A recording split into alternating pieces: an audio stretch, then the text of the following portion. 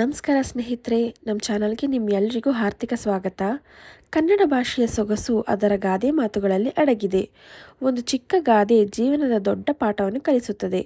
ಇಂದಿನ ಈ ವಿಡಿಯೋದಲ್ಲಿ 5 ಅದ್ಭುತ ಕನ್ನಡ ಗಾದೆ ಮಾತುಗಳ ಅರ್ಥವನ್ನು ಸರಳವಾಗಿ ಮತ್ತು ಉದಾಹರಣೆಗಳೊಂದಿಗೆ ತಿಳಿದುಕೊಳ್ಳೋಣ. ವಿಡಿಯೋ ಶುರು ಮಾಡುವ ಮೊದಲು ನಮ್ಮ ಚಾನಲ್ಗೆ ಹೊಸದಾಗಿ ಬಂದಿದ್ದರೆ, ಹೊಸಬ್ರು ಯಾರಾದರೂ ನಮ್ಮ ಚಾನಲ್ನ ನೋಡ್ತಾ ಇದ್ದರೆ ದಯವಿಟ್ಟು ನಮ್ಮ ಚಾನಲ್ನ ಸಬ್ಸ್ಕ್ರೈಬ್ ಮಾಡ್ಕೊಂಡು ನೋಡಿ, ಹಾಗೆ ಪಕ್ಕದಲ್ಲಿ ಕಾಣುವಂತಹ ಬೆಲ್ ಐಕನನ್ನು ಒತ್ತಿ. ಹಾಗಾದರೆ ಇಂತಹ ಇನ್ನಷ್ಟು ಕನ್ನಡ ಉಪಯುಕ್ತ ವಿಡಿಯೋಗಳನ್ನು ಮೊದಲು ನೋಡಬಹುದು. ಹಾಗಾದರೆ ಸಮಯ ವ್ಯರ್ಥ ಮಾಡದೆ ಇಂದಿನ 5 ಕನ್ನಡ ಗಾದೆ ಮಾತುಗಳು ಮತ್ತು ಅವುಗಳ ಅರ್ಥವನ್ನು ತಿಳಿದುಕೊಳ್ಳೋಣ ಬನ್ನಿ. ಮೊದಲನೇ ಗಾದೆ ಏನಪ್ಪಾ ಅಂತ ಅಂದರೆ, 5 ಬೆರಳು ಒಂದೇ ರೀತಿ ಇರುವುದಿಲ್ಲ ಎಂಬುದು ಕನ್ನಡದ ಅತ್ಯಂತ ಜನಪ್ರಿಯ ಗಾದೆ ಮಾತು. ಇದರ ಸರಳ ಅರ್ಥ ಏನಪ್ಪಾ ಅಂತ ಅಂದರೆ, ಇಲ್ಲಿ ಬೆರಳು ಎನ್ನುವ ಬದಲು ಮನುಷ್ಯರು ಎಂದಿಟ್ಕೊಂಡ್ರೆ ಈ ಮಾತು ಹೆಚ್ಚು ಅರ್ಥಪೂರ್ಣವೆನಿಸುತ್ತದೆ. ಬೆರಳುಗಳಲ್ಲಿ ಭಿನ್ನತೆ ಇರುವ ಹಾಗೆಯೇ ಮನುಷ್ಯರಲ್ಲೂ ಇರುತ್ತೆ. ಈ ವೈವಿಧ್ಯದಿಂದಲೇ ಪ್ರತಿಯೊಬ್ಬರು ವಿಶಿಷ್ಟ ವ್ಯಕ್ತಿ. ಒಬ್ಬರು ಇದ್ದಂತೆ ಇನ್ನೊಬ್ಬರು ಇರಬೇಕೆಂದು ಬಯಸುವುದು ಸರಿಯಲ್ಲ. ಕೈಯ 5 ಬೆರಳುಗಳು ಬೇರೆ ಬೇರೆ ಗಾತ್ರದಲ್ಲಿದ್ದರೂ ಪ್ರತಿಯೊಂದಕ್ಕೂ ತನ್ನದೇ ಆದ ಮಹತ್ವ ಮತ್ತು ಕೆಲಸವಿರುವಂತೆ, ಸಮಾಜದಲ್ಲಿರುವ ಜನರು ಕೂಡ ತಮ್ಮದೇ ಆದ ವಿಶಿಷ್ಟ ಪ್ರತಿಭೆ ಮತ್ತು ವ್ಯಕ್ತಿತ್ವವನ್ನು ಹೊಂದಿರುತ್ತಾರೆ. ಸಮಾಜದಲ್ಲಿ ಪ್ರತಿಯೊಬ್ಬ ವ್ಯಕ್ತಿಯು ತನ್ನದೇ ಆದ ರೀತಿಯಲ್ಲಿ ಮುಖ್ಯನಾಗಿರುತ್ತಾನೆ.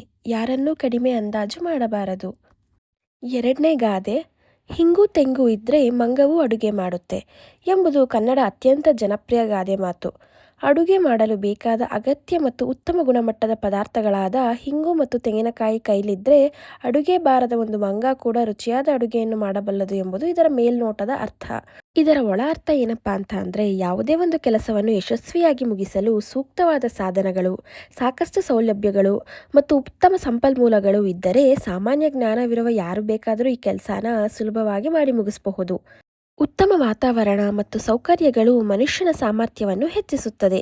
ಕೆಲವೊಮ್ಮೆ ಕೇವಲ ಪ್ರತಿಭೆಯಷ್ಟೇ ಸಾಲದು, ಕೆಲಸ ಸಾಧಿಸಲು ಬೇಕಾದ ಮೂಲ ಸೌಕರ್ಯಗಳು ಅಷ್ಟೇ ಮುಖ್ಯವಾಗಿರುತ್ತದೆ ಎಂಬುದು ಈ ಗಾದೆಯು ತಿಳಿಸುತ್ತದೆ. ಮೂರನೇ ಗಾದೆ ಮಾತು, ಅತಿ ಮುದ್ದು ಒಳ್ಳೆಯದಲ್ಲ ಎಂಬುದು ಮಕ್ಕಳ ಪಾಲನೆ ಮತ್ತು ಅತಿಯಾದ ಪ್ರೀತಿಯ ಪರಿಣಾಮವನ್ನು ಎಚ್ಚರಿಸುವ ಅತ್ಯಂತ ಅರ್ಥಗರ್ಭಿತವಾದ ಗಾದೆ ಮಾತಾಗಿದೆ. ಮಕ್ಕಳ ಮೇಲೆ ಅಥವಾ ಯಾವುದೇ ವ್ಯಕ್ತಿಯ ಮೇಲೆ ತೋರಿಸುವ ಅತಿಯಾದ ಪ್ರೀತಿ, ಮುದ್ದು ಮತ್ತು ಅಕ್ಕರೆ ಒಳ್ಳೆಯದಲ್ಲ ಎಂಬುದು ಇದರ ನೇರ ಅರ್ಥವಾಗಿದೆ. ಈ ಗಾದೆಯ ಒಳ ಅರ್ಥ ಏನಪ್ಪಾ ಅಂತ ಅಂದರೆ, ಪ್ರೀತಿ ಇರಬೇಕಾದದ್ದು ಸಹಜ, ಆದರೆ ಅದು ಮಿತಿಮೀರಬಾರದು. ಅತಿಯಾಗಿ ಮುದ್ದಿಸುವುದರಿಂದ ಮಕ್ಕಳಿಗೆ ಒಳ್ಳೆಯ ಮತ್ತು ಕೆಟ್ಟದರ ನಡುವಿನ ವ್ಯತ್ಯಾಸ ತಿಳಿಯುವುದಿಲ್ಲ. ಅವರು ಹಠಮಾರಿಗಳಾಗಿ, ಸ್ವಾರ್ಥಿಗಳಾಗಿ ಬೆಳೆಯುತ್ತಾರೆ. ತಪ್ಪು ಮಾಡಿದಾಗ ತಿದ್ದಿ ಬುದ್ಧಿ ಹೇಳದಿದ್ದರೆ ಭವಿಷ್ಯದಲ್ಲಿ ಅವರು ಸಮಾಜದಲ್ಲಿ ಬದುಕಲು ಕಷ್ಟಪಡುತ್ತಾರೆ. ಇದು ಕೇವಲ ಮಕ್ಕಳಿಗೆ ಮಾತ್ರವಲ್ಲ, ಯಾವುದೇ ವಿಷಯದಲ್ಲೂ ಮಿತಿಮೀರಿದ ಪ್ರೀತಿ ವಿನಾಶಕ್ಕೆ ಕಾರಣ ಎಂಬುದು ಈ ಗಾದೆ ಮಾತು ತಿಳಿಸುತ್ತದೆ. ಪ್ರೀತಿಯ ಜೊತೆಗೆ ಜೀವನದಲ್ಲಿ ಶಿಸ್ತು ಮತ್ತು ನಿಯಮಗಳು ಅಷ್ಟೇ ಮುಖ್ಯ. ಅತಿ ಮುದ್ದಿನಿಂದ ಬೆಳೆದವರು ಸ್ವತಂತ್ರವಾಗಿ ತೀರ್ಮಾನ ತೆಗೆದುಕೊಳ್ಳಲು ಹಿಂಜರಿಯುತ್ತಾರೆ. ಗಾದೆ ಮಾತು 4, ಅಜ್ಜಿಯ ಕೋಳಿ ಕೂಗಿದರಷ್ಟೇ ಬೆಳಗಾಗುವುದೇ ಎಂಬುದು ಸಮಾಜದಲ್ಲಿನ ಕೆಲವರ ಅಹಂಕಾರ ಮತ್ತು ಭ್ರಮೆಯನ್ನು ತಿದ್ದುವ ಅತ್ಯಂತ ಪ್ರಭಾವಶಾಲಿ ಗಾದೆ ಮಾತಾಗಿದೆ. ಈ ಗಾದೆಯ ನೇರ ಅರ್ಥ ಏನಪ್ಪಾ ಅಂತ ಅಂದರೆ, ಒಬ್ಬ ಅಜ್ಜಿ ತಾನು ಸಾಕಿದ ಕೋಳಿ ಕೂಗಿದರೆ ಮಾತ್ರ ಜಗತ್ತಿಗೆ ಬೆಳಗಾಗುತ್ತದೆ, ಇಲ್ಲದಿದ್ದರೆ ಸೂರ್ಯನೇ ಹುಟ್ಟೋದಿಲ್ಲ ಎಂದು ಭ್ರಮಿಸುತ್ತಿದ್ಲಂತೆ. ಆದರೆ ಅವಳ ಕೋಳಿ ಕೂಗದಿದ್ದರೂ ಯಥಾಪ್ರಕಾರ ಬೆಳಗಾಗುತ್ತದೆ ಎಂಬುದೇ ಇದರ ನೇರ ಅರ್ಥ. ಈ ಒಂದು ಗಾದೆಯ ಆಳವಾದ ಅರ್ಥ ಏನಪ್ಪಾ ಅಂತ ಅಂದರೆ, ಈ ಜಗತ್ತು ಅಥವಾ ಯಾವುದೇ ಒಂದು ವ್ಯವಸ್ಥೆ ಯಾರೋ ಒಬ್ಬಂಟಿ ವ್ಯಕ್ತಿಯ ಮೇಲೆ ಅವಲಂಬಿತವಾಗಿಲ್ಲ.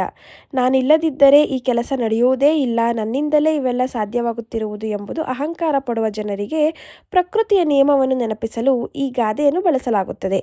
ವ್ಯಕ್ತಿ ಇರಲಿ ಇಲ್ಲದಿರಲಿ, ಜಗತ್ತಿನ ನಿಯಮಗಳು ಮತ್ತು ಕಾಲದ ಚಕ್ರ ಉರುಳುತ್ತಲೇ ಇರುತ್ತದೆ. ಮನುಷ್ಯ ತನ್ನ ಮಿತಿಯನ್ನು ಅರಿತು ನಮ್ರತೆಯಿಂದ ಬದುಕಬೇಕು ಎಂಬುದನ್ನು ಈ ಗಾದೆ ಮಾತು ತಿಳಿಸುತ್ತದೆ.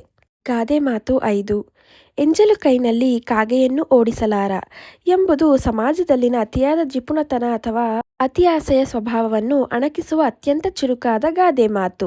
ಈ ಜಗತ್ತಿನಲ್ಲಿ ಕೆಲವರು ಎಷ್ಟು ಜಿಪುಣರಾಗಿರುತ್ತಾರೆ ಎಂದರೆ, ತಮಗಿರುವ ಸಂಪತ್ತಿನಲ್ಲಿ ಕಣದಷ್ಟನ್ನು ಇತರರಿಗೆ ದಾನ ಮಾಡಲು ಇಷ್ಟಪಡುವುದಿಲ್ಲ. ಯಾವುದೇ ಖರ್ಚಿಲ್ಲದೆ ಕೇವಲ ಒಂದು ಸಣ್ಣ ಸಹಾಯ ಮಾಡಲು ಸಹ ಅವರ ಕೈ ಬರುವುದಿಲ್ಲ. ಅಂತಹ ಅತಿ ಜಿಪುಣರನ್ನು ಮತ್ತು ಸ್ವಾರ್ಥಿಗಳನ್ನು ಸಮಾಜಕ್ಕೆ ಪರಿಚಯಿಸಲು ಈ ಗಾದೆ ಮಾತನ್ನು ಬಳಸಲಾಗುತ್ತದೆ. ಮನುಷ್ಯನ ದುರ್ಗುಣಗಳಲ್ಲಿ ಜಿಪುಣತನವೂ ಒಂದು. ತಾನು ತಿನ್ನ ಪರರಿಗೂ ಕೊಡ ಎನ್ನುವ ಜಿಪುಣರು ಯಾರಿಗೂ ಇಷ್ಟವಾಗುವುದಿಲ್ಲ. ಜಿಪುಣತನವನ್ನು ವಿವರಿಸುವ ಈ ಗಾದೆ ಅದನ್ನು ಬಿಡಿ ಎನ್ನುತ್ತದೆ. ಕೊಟ್ಟದ್ದು ತನಗೆ ಬಚ್ಚಿಟ್ಟದ್ದು ಪರರಿಗೆ ಎನ್ನುವ ನೀತಿಯನ್ನು ನಾವು ಪಾಲಿಸಬೇಕಾಗುತ್ತದೆ. ಇಂದಿನ ವಿಡಿಯೋದಲ್ಲಿ 5 ಕನ್ನಡ ಗಾದೆ ಮಾತುಗಳ ಅರ್ಥವನ್ನು ತಿಳಿದುಕೊಂಡೆವು. ನಿಮಗೆ ಯಾವ ಗಾದೆ ಮಾತು ಹೆಚ್ಚು ಇಷ್ಟವಾಯಿತು ಎಂದು ಕಾಮೆಂಟ್ನಲ್ಲಿ ತಪ್ಪದೆ ತಿಳಿಸಿ. ಈ ವಿಡಿಯೋ ನಿಮಗೆ ಉಪಯುಕ್ತವಾಗಿದ್ದರೆ ಒಂದು ಲೈಕ್ ಮಾಡಿ. ನಮ್ಮ ಚಾನಲ್ಗೆ ಇನ್ನೂ ಸಬ್ಸ್ಕ್ರೈಬ್ ಆಗದೆ ನೋಡ್ತಿದ್ರೆ ಈಗಲೇ ಸಬ್ಸ್ಕ್ರೈಬ್ ಮಾಡ್ಕೊಳ್ಳಿ. ಇಂತಹ ಇನ್ನಷ್ಟು ಕನ್ನಡ ಗಾದೆ ಮಾತುಗಳು, ಒಗಟುಗಳು ಹಾಗೂ ಸಾಮಾನ್ಯ ಜ್ಞಾನ ವಿಡಿಯೋಗಳಿಗಾಗಿ ಬೆಲ್ ಐಕನ್ ಅನ್ನು ಒತ್ತಿ. ಮುಂದಿನ ವಿಡಿಯೋದಲ್ಲಿ ಮತ್ತಷ್ಟು ಹೊಸ ಹಾಗೂ ಆಸಕ್ತಿದಾಯಕ ವಿಷಯಗಳೊಂದಿಗೆ ಭೇಟಿಯಾಗೋಣ. ಅಷ್ಟರವರೆಗೆ ಧನ್ಯವಾದಗಳು. ನಮಸ್ಕಾರ.